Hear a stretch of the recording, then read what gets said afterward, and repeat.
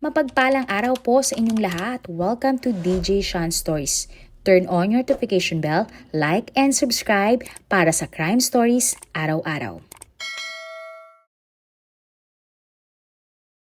Sa mga larawan na yan, kung titingnan, isa silang simpleng pamilya. Isang ama, ina at anak. Ngunit sa likod ng mga ngiting nakikita sa social media, sila pala ay unti-unti nang nasisira. Hindi dahil sa kahirapan kundi dahil sa kakulangan ng pag-uunawa at hindi pagkakaintindihan. Bagkus, marami ang mga netizens ang tila naantig sa istoryang ito at sinisisi ang mister sa ginawa niyang krimen sa kanyang misis. May ibang mga netizens naman na tila naawa sa mister. Dahil pakiramdam ng iba, tila nagpabaya talaga ang biktima sa sospek. Ito nga ang kwento ng isang mag-asawa mula sa Indonesia. Isang kwento na nagsimula sa pagmamahalan at kalaunan ay nauwi sa isang trahedya na hindi na mababago pa kailanman. Ang babae sa ating kwento ngayon ay kinilalang si Jasmine Wayugani, 28 years old o tawagin na lang natin siyang Jasmine. Siya ay isinilang sa Bombana Regency, Southeast Sulawesi, Indonesia. Ang pamilya ni Jasmine ay maliit lamang kaya naman malapit sila sa isa't isa. Hindi man ipinanganak na mayaman, maginhawa naman ang tinatamasang buhay ng babae dahil sa pagsisikap ng kanyang mga magulang. Alam ni Jasmine ang sakripisyo ng kanyang ina at ama, kaya naman sinusuklian niya ang lahat ng ito sa pamamagitan ng pag-aaral na maigi. Mula nga na nag-aral si Jasmine, mataas na ang grades na kanyang nakukuha sa eskwelahan. Proud na proud nga ang mga magulang ng babae dahil matalino si Jasmine at matyaga. Paminsan-minsan kasi, naiiwan si Jasmine sa pag-aalaga ng nakababata niyang mga kapatid sa kanilang bahay dahil ang kanyang mga magulang ay parehong nagtatrabaho. Sa kabila nito, hindi kailanman nagrereklamo si Jasmine sa kanyang mga magulang. At nang nagkolehiyo na nga, kumuha si Jasmine ng kursong Business Administration sa Polytechnic Bombana. Matapos mag-aral, naging empleyado si Jasmine sa isang maliit na production company ng biskwit. Maayos naman ang sahod na nakukuha ni Jasmine, ngunit na-inspire ang babae na magkaroon ng sarili niyang maliit na negosyo. Pakiramdam kasi ng dalaga, mas malaki ang kanyang kikitain kapag nagkaroon siya ng kahit maliit lamang na negosyo. Pero bago pa man mangyari ang lahat ng ito, isang lalaki ang nakilala ni Jasmine na nagpatibok ng kanyang puso. Ang lalaki ay kinilalang si Udi Poltrak, 39 years old o tawagin na lang nating Andre. Si Andre ay nag-iisang anak lamang ng kanyang mga magulang na parehong magsasaka. Tahimik, misteryoso pero mabait. Ganyan ilarawan si Andre ng kanyang pamilya at malalapit na mga kaibigan. Sa pamamagitan naman ng scholarship, nakapagtapos si Andre ng vocational course tungkol sa electrical installation at maintenance. Matapos mag-aral, nagtrabaho sa isang electrical company ang lalaki. Hanggang sa nag-cross na nga ang landas sina Jasmine at Andre at agad silang naging magkaibigan dahil click na click ang ugali ng dalawa sa isa't isa. Hindi nagtagal, ipinagtapat na ni Andre ang kanyang nararamdaman para kay Jasmine. Sinabi naman ni Jasmine sa lalaki na wala siyang oras sa pag-ibig ng mga oras na iyon dahil nakatuon ang kanyang atensyon sa kanyang pagtatrabaho at paghahanap ng negosyo. Sumagot naman si Andre sa dalaga at sinabing ayos lamang sa kanya maghintay kapag handa nang magkaroon ng relasyon si Jasmine. At sa paglipas ng taon, nakita nga ni Jasmine ang determinasyon ni Andre sa kanya, kaya naman ng taong 2018 nang tuluyan na niyang sinagot si Andre. At ang pagmamahalan nga ni na Jasmine at Andre ay agad na nagbunga ng isang anak na lalaki.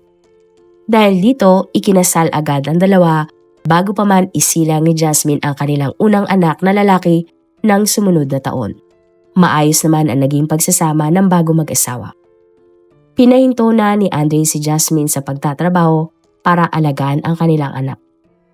Wala namang naging problema doon si Jasmine dahil isa din sa mga pangarap niya ay magkaroon ng sariling pamilya. Hindi kailanman nagkulang si Jasmine sa pagiging asawa at ina sa kanyang pamilya. Masaya ang relasyon ng mag-asawa at wala silang mamibigat na problema na dinadanas. Taong 2020 naman nang tumama ang pandemya sa buong mundo.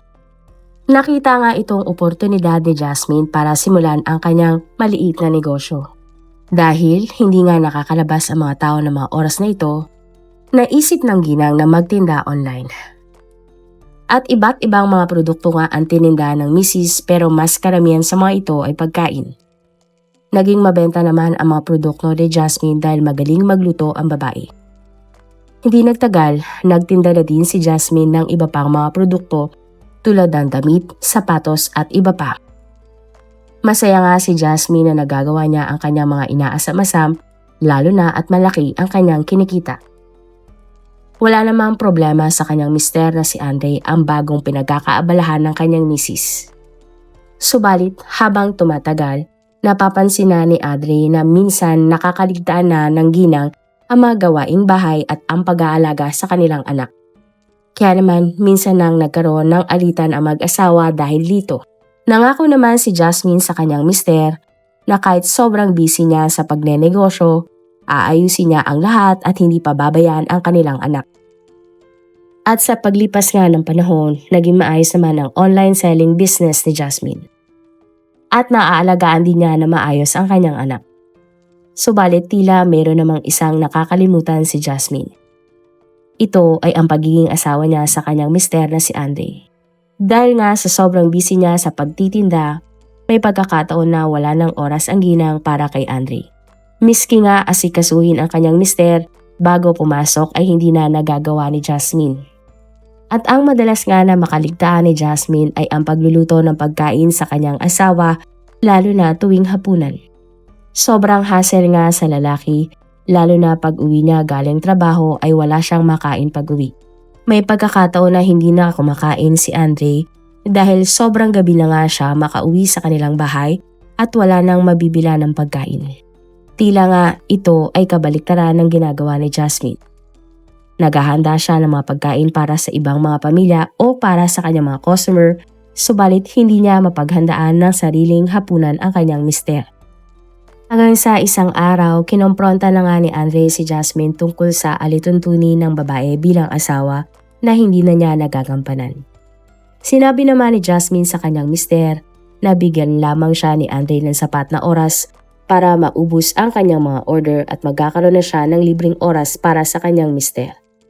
Ngunit nagalit nga si Andre. Sinabi ng lalaki sa kanyang misis na hindi naman kailangan pa ni Jasmine na magkaroon ng negosyo dahil sapat naman ang kinikita niya para sa kanilang pamilya. Subalit para kay Jasmine, tila insulto ito para sa kanya dahil pakiramdam ng ginang minamaliit ni Andre ang kanyang ginagawa para sa kanilang pamilya.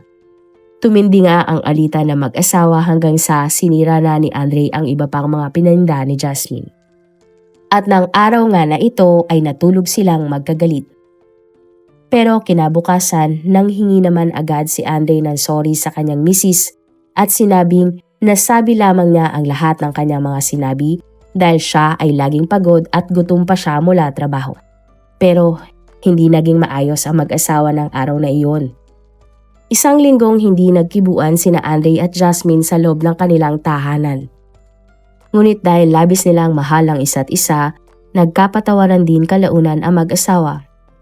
Bagamat nagkaayos ang mag-asawa, hindi naman bumawi si Jasmine sa kanyang mister. Mas pinipili pa rin ng ginang na paglaanan ng oras ang kanyang munting negosyo. Sa umaga, nagluluto ng tindang pagkain si Jasmine habang mula tanghali hanggang hapon, nag-aayos pa din ng order ang ginang. Sa gabi naman ay inaalagaan ng ginang ang kanyang anak at madalas ngang nakakatulog na maaga dahil sa sobrang pagod. Naramdaman na namang muli ni Andre na binabaliwala siya uli ng kanyang misis. Dahil dito, natoon nga ang atensyon ng lalaki sa masamang bisyo tulad ng pag-inom at paggamit ng ipinagbabawal na gamot. Wala nga noon, nakita ni Jasmine ang pagbabago sa kanyang mister. Palagi na itong gabi kung uwi sa kanilang bahay at nababawasan na din ang pagbibigay nito ng pera sa kanyang misis. Ngunit hindi pinagtuunan ng pansin ni Jasmine ang mga bagay na ito dahil muli, lagi siyang busy sa kanyang negosyo. Hinayaan na lamang ng ginang ang kanyang mister at hindi na inalam pa kung bakit nagkakaganon si Andre. Wala ngang ka-idea-idea si Jasmine na dahil sa mga bagay na ito, mauuwi ang lahat sa malagim niyang katapusan dahil lamang sa maliit na bagay na hindi niya inayos ng maaga. October 1, 2021, late nang nakauwi si Andre dahil nag-overtime ang lalaki sa kanyang trabaho. Gutom na gutom at pagod na pagod nga ang lalaki pagdating sa kanilang bahay. Pagpasok niya sa kanilang tahanan, nag-init agad ang kanyang ulo nang nakitang walang pagkain sa kanilang lamesa. Makalat din ang buong bahay dahil sa mga paninda ni Jasmine. Sa galit nga ng lalaki, tila nagdilim ang kanyang paningin. Pumasok nga si Andre sa kwarto nilang mag-asawa kung saan dinatnan niyang tulog na mahimbing si Jasmine. Ginising ni Andre ang kanyang misis para ipagluto siya ng makakain, ngunit tumanggi ang ginang at sinabing pagod siya sa katatrabaho at kakaalaga ng kanilang anak. Tila umusok naman sa galit si Andre at naisip na napaka makasarili naman ng kanyang misis. At dito na nga biglang sinakal ni Andre si Jasmine. Nanaig nga ang lakas ng lalaki kaya makalipas lamang ang ilang minuto, binawian agad ng buhay ang online seller na si Jasmine. Matapos nga ang krimen, pumunta si Andre sa CR at gumamit pa ng ipinagbabawal na gamot. Matapos iyon, nag-isip saglit si Andre sa loob ng banyo. Lumakas nga ang loob ng lalaki at isang masamang plano ang nabuo niya sa kanyang isipan para sa kanyang misis.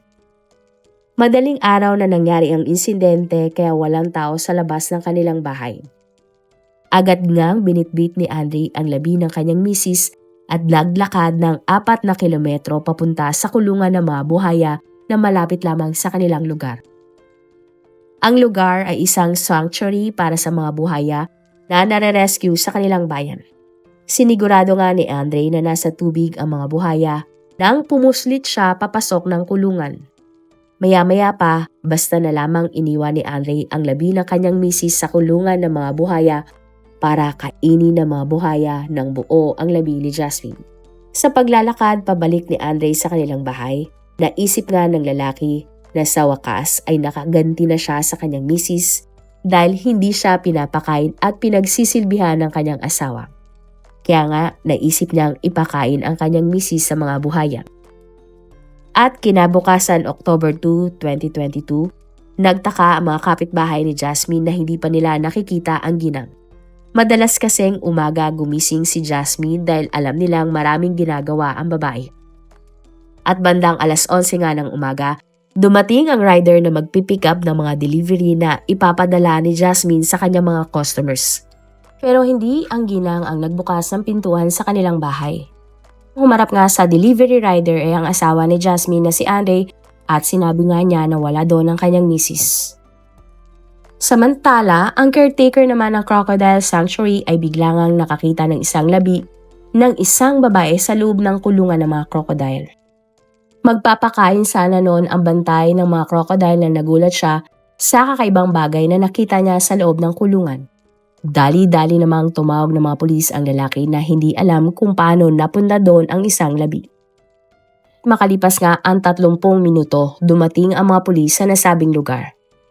Pero hindi agad na-recover ang nasabing labi dahil kailangan munang ilipat ang mga buhaya sa iisang kulungan. Matapos mailipat ang mga buhaya sa isang kulungan, tuluyan nang nakapasok ang mga otoridad sa loob ng kulungan ng mga buhaya. At nang nasiyasat nga ng mga otoridad ang kakaibang labi sa loob ng kulungan, kinumpirma nga nila na labi ng isang babae ang nasa loob ng kulungan. Agad nilang dinala ang labi sa laboratorio para sumailalim sa autopsy. Samantala, isa sa mga kapitbahay ni Jasmine ang nakiusyoso sa mga nangyari. Laking gulat nga niya na nakitang si Jasmine ang nakitang labi sa kulungan. At pagbalik nga ng lalaki, ikinuwento niya sa kanyang mga kapitbahay ang mga pangyayari. Nakarating naman ang masamang balita sa mister ni Jasmine na si Andre at sumugod siya sa laboratorio para tingnan ang sinapit ng kanyang misis. Damang nagduda ang mga pulis sa pinakitang emosyon ng lalaki. Hindi man lang ito nalungkot o nagulat sa mga sinabi sa kanya ng mga pulis na natagpuan nga ang labi ni Jasmine sa kulungan ng mga buhaya. Kaya naman, inimbitahan si Andre sa police station ng mga otoridad para siya ay makausap. At pagdating nga sa police station, agad na umamin si Andre sa totoong nangyari. Ayon nga sa lalaki, siya ang nasa likod sa pagkamatay ni Jasmine at siya din ang nagdala kay Jasmine sa sanctuary ng mga buhaya. Ito ay para sadyang kainin umano ng mga buhaya ang kanyang misis. Sa autopsy report, lumalabas nga na pananakal ang naging sanhi ng pagkamatay ni Jasmine. Wala namang itong mga kagat ng buhaya at tanging sugat lamang mula sa kuko ng nasabing hayop. Sinampahan naman ng kasong murder si Andre dahil sa kanyang pagbatay sa kanyang misis. Bukod doon, nakuha din sa bahay ng sospek ang mga parapernalya para sa paggamit ng ipinagbabawal na gamot. At dinagdagan nga ang kanyang mga kaso para sa paggamit ng iligal na gamot. Sa ngayon ay nananatili pa din si Andre sa loob ng kulungan habang gumugulong ang kanyang kaso sa korte. Hatol na habang buhay na pagkakulong o hatol na bitay ang maaaring ipataw kay Andre. Siya ay napatunayang guilty sa pagpatay sa kanyang misis na si Jasmine dahil lamang sa hindi ito nagluto ng hapunan ng sospek. Kung ikaw ang tatanungin, masasabi bang may pagkukulang talaga ang biktima sa kanyang mister? O ito ay epekto ng ipinagbabawal na gamot kaya napatay ni Andre ang kanyang misis na si Jasmine? Marami pong salamat sa inyong panonood. Meron ba kayong mga kwento na gusto nyong i-share sa ating mga manonood? O kung may personal po kayong kwento na gusto nyong i-feature sa ating channel, i-comment down below nyo lang ang inyong mga suggestions. Para naman po sa dagdag kalaman, i-subscribe nyo din po at i-follow ang ating iba pang YouTube channel katulad ng Tagalog Facts and Mysteries by DJ Sean at Manila Boy Wonder Philippines. Marami pong salamat sa pagsuporta nyo sa aming mga channel. God bless everyone!